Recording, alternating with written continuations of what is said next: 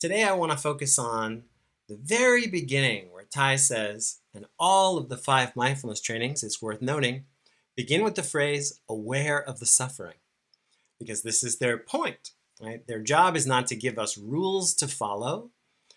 Their job is to help us to increase our awareness of suffering and how we can contribute to it, or abate it. And so the first sentence, again, goes like this. Aware of the suffering caused by exploitation, social injustice, stealing, and oppression, I am committed to practicing generosity in my thinking, speaking, and acting. Wow.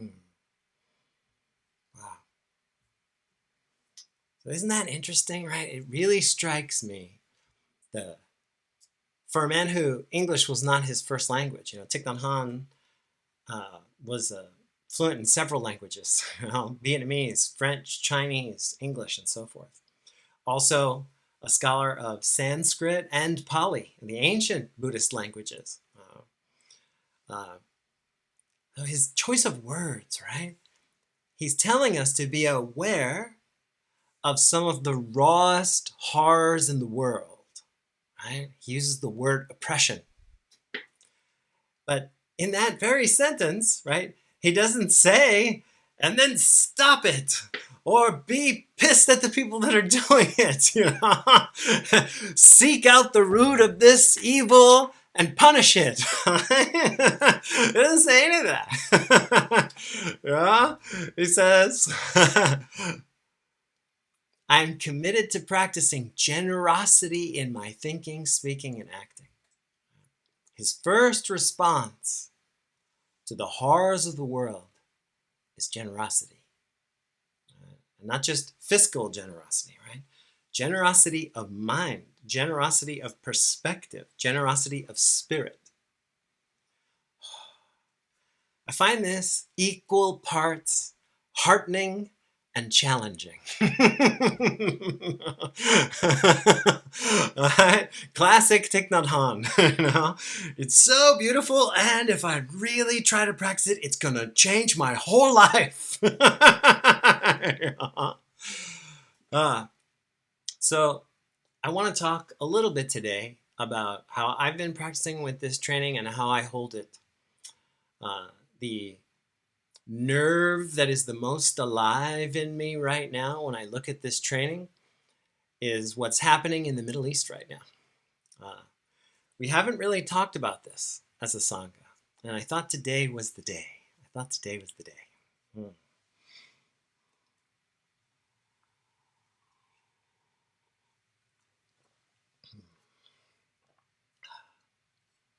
So there's a wonderful article written by the Venerable Bhikkhu Bodhi, who, if you're not familiar with, is an American, Jewish American who was born in Brooklyn and went on to become a Theravadan monk. The Venerable Bhikkhu Bodhi is internationally renowned for his Buddhist scholarship and leadership. He has translated some of the most important works in the Buddhist canon into English for the Western world. And by Buddhists all over the world, mindfulness practitioners all over the world, myself included, his opinion is very highly regarded. And he wrote an article not too long ago, just a couple weeks ago, about the situation in Gaza. And I'd like to read a short passage of it to you. The title of the article is Israel's Gaza Campaign is the gravest moral crisis of our time. And there's this tiny piece here in the beginning where he says, we are told that 70% of the victims are women and children, that doctors, medical staff, journalists, and university professors are being targeted, that all of Gaza has become a death camp where no one is safe anywhere. We learn of whole families being liquidated at the drop of a bomb, 3 generations wiped out in an instant, of kids losing their parents and all their siblings, left with no surviving family members in the world, of hospitals being shuttered and their patients forced to walk miles to designated safety zones, only to be hit by sniper fire en route or struck by rockets when they arrive. On top of the deaths, injuries, and demolitions directly caused by the bombardments, Israel's near total blockade of vital essentials, food, water, fuel, and medicines, drives the spike of suffering even more deeply into the hearts of Gaza's population, subjecting displaced people to extremes of hunger, thirst, and infectious disease. Now that the major Western donors are suspending their funding of UNRWA, the UN Relief Agency for Palestinian Refugees, the very lifeline for the people of Gaza is being cut. Like a ravenous hawk, famine hovers just above the strip, ready to strike.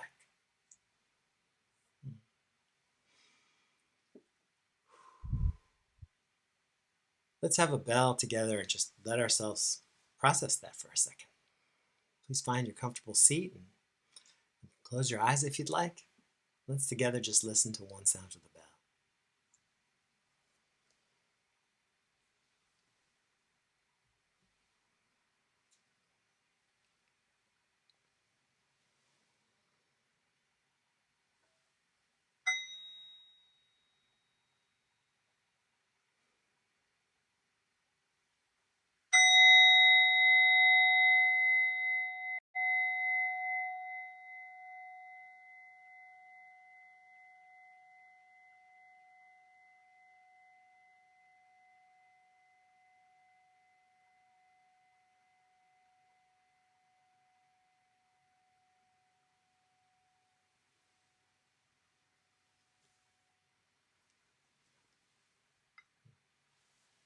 Thank you, friends.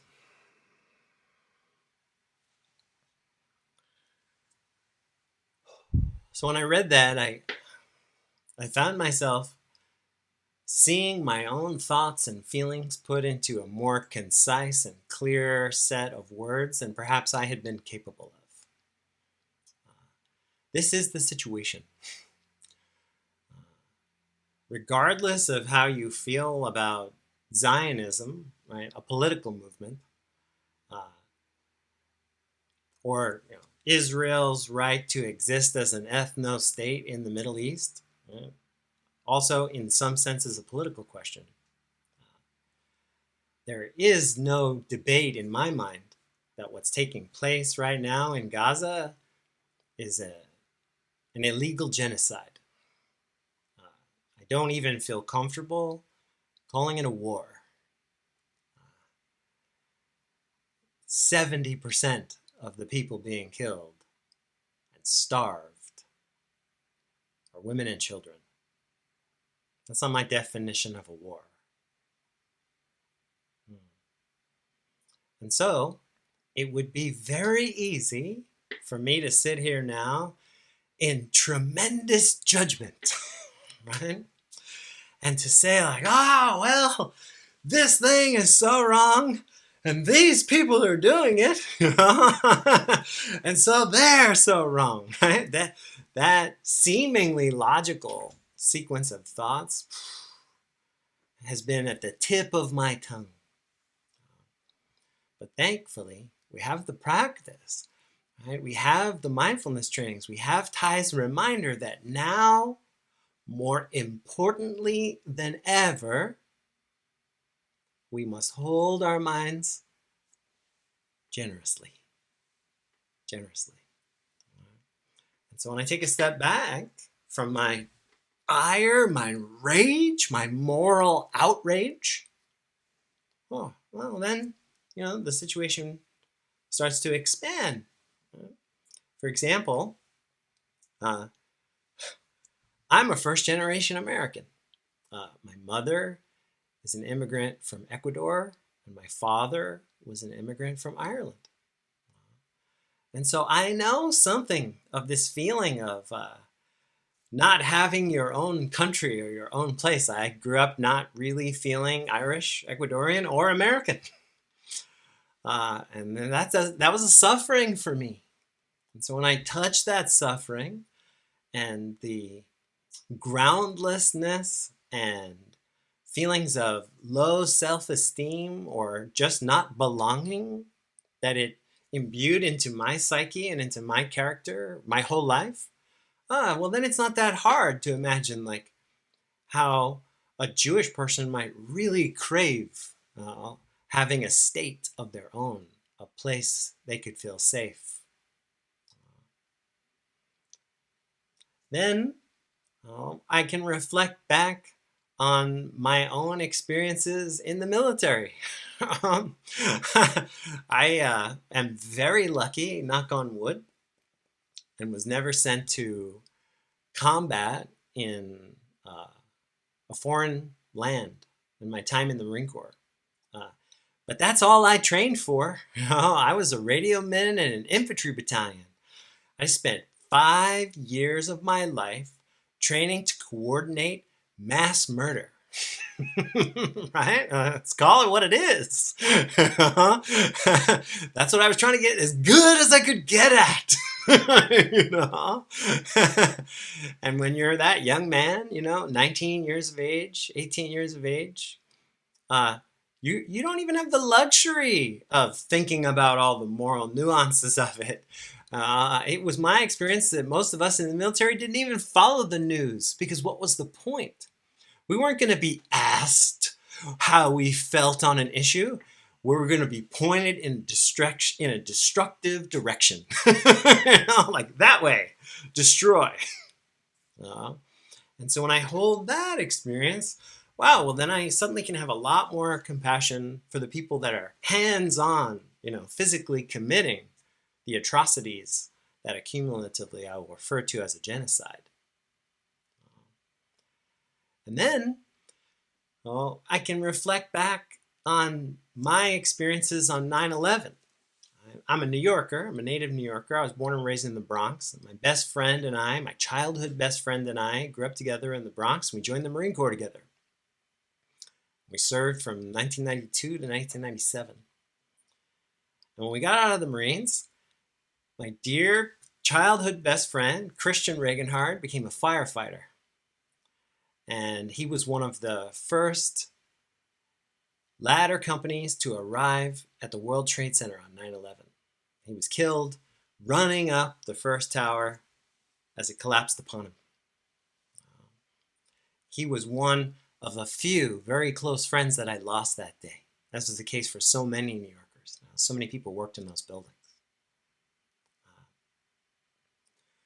And so I can, if I hold these horrors generously, as the mindfulness training is inviting me to, and I can remember how it felt for me that day. And I was there. I was only a mile away in New York City that day. And I spent weeks as a volunteer walking through the rubble of Ground Zero by hand in a milk crate, shuttling prepared food from restaurants in the area that stayed open to feed the firefighters and the welders and the first responders and the federal employees who were there. And the only way to get that food from the restaurants actually to the workers was on foot. And so I did that for weeks. I saw that horror with my own eyes. And during those weeks, I raged. There was a part of me that wanted to put down that milk crate and walk to the nearest base and get back into a uniform and fly overseas and kill as many people as I could. That is the God's honest truth.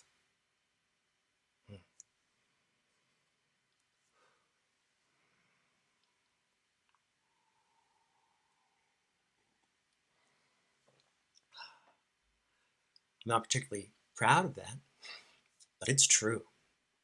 It's true.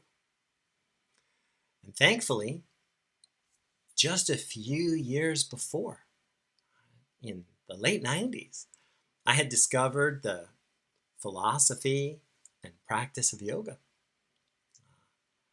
And so I had tools to manage some of that unbearable suffering. And after a few weeks, I calmed down and came to the conclusion like, oh, that's not going to help. That's not going to help. That's how we got here in the first place. It's overreactions, xenophobia, racism, right? Because it's racist to think that my one friend's life was worth the life of as many brown people as I could kill. And so the practice of yoga gave me the tools to step back from those animal instincts. Right? We are 99.6% chimpanzee. That's just a biological fact. When two chimpanzees who are from different tribes meet each other in a jungle with more than enough space for them to live, with more than enough food to sustain them both, they fight to the death, right? Instinctively over territory. Like, I am that animal, right? We are great apes. And so it took weeks for me to calm down, right? Those aspects of what Dave is, and to come, I didn't have these words then, but as the Buddha said it in the collection of his teachings called the Dhammapada, hate is never dispelled by hate. Only love dispels hate. This is the law, ancient and inexhaustible. My t-shirt says, we can't bomb our way to peace. I didn't have all those words over 20 years ago. I was still quite a young man. I was only 28 years old, which feels now to me very young. But I had just enough of a practice that I was able to come back to my own breathing and just allow myself to hold both, right? The complexity of my outrage and my grief, my anger, and my love. My real deep desire to not make anybody else in the world feel the way I felt that day. I never want to make somebody else in the world feel the way I felt that day.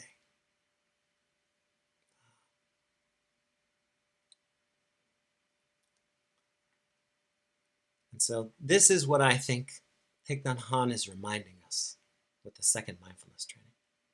I think he's reminding us that we don't have the luxury, right, of looking down at other people as they commit their wrongdoings from on high. We are looking at ourselves. We are looking at ourselves. I sit here now on Kumeyaay, land, the Native American tribe that used to live here in Southern California, before the founders of the United States committed a genocide. Who am I to look down my nose? Quite the contrary. Right? I am being called, we, the collective we, are being called to something better than that. We're being called not to hate this person and love this person, but to speak to the entire situation with love. To do everything we can do, and that's going to be different for each one of us. To inject a little bit more love and understanding into this situation. Because it's actually kind of fascinating that there's a Democrat in the presidency right now, right? Because it would be so easy if there were a Republican there to just call this another partisan issue and be like, oh, those damn, whatever you want to call them, Reds, conservatives, Republicans. I don't think any of those words are accurate. But that's not the case, right? That's not the case. The decision to continue funding this genocide, right, is being maintained by a Democratic president. And so here again, right, that could cause, if I was very attached to my identity as, which I am not, I don't hold any of these labels, but if I held the label of Democrat or liberal, I could feel so conflicted, so betrayed, right? But this is something greater than that. Like what we're seeing is human nature being played out in one of the ugliest ways I've seen in my 50 years of being on the planet so far. When I hold it like that, then different ideas come to mind. I feel like I'm in a much better position to help then. Because everybody in that situation needs love. The starving Palestinian baby, the bloodthirsty Israeli soldier, the cold-hearted politician who's making worldwide strategic decisions at the cost of tens of thousands of innocent lives. I am all of those people. And they all need my love. They all need my love.